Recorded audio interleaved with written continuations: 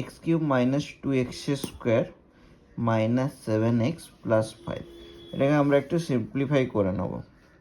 এখানে সিম্পলিফাই করার সময় এখানে আমরা এক্স স্কোয়ার কমন নিলাম, এক্স মাইনাস 2 হলো, এখানে এটাকে মাইনাস 7x প্লাস 14 লিখলাম। হ্যাঁ, প্লাস 5 মাইনাস 14, এখানে একটা প্লাস 14 অ্যাড করেছিলাম, এখানে একটা মাইনাস 14 করে দিলাম। Okay, so x square x minus 2 minus 7 common নিলাম, এক্স মাইনাস 2, এখানে মাইনাস 9 প্লাস 5 মাইনাস 14, তাই তো?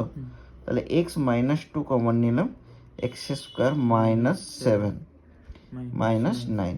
এবারে যদি আমরা ভ্যালুগুলো পুট করি, x minus 2, 2 plus root 3 minus 2, এখানে 2 plus root 3 whole square minus 7 minus 9।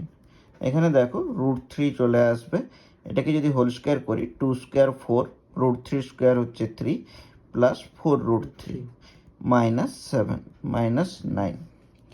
এবারে দেখো রুট 3, এখানে 4 প্লাস 3 7, 7 মাইনাস 7 করলে 0 হয়ে যাবে, তাহলে রুট 3 ইন্টু 4 রুট 3 চলে আসবে।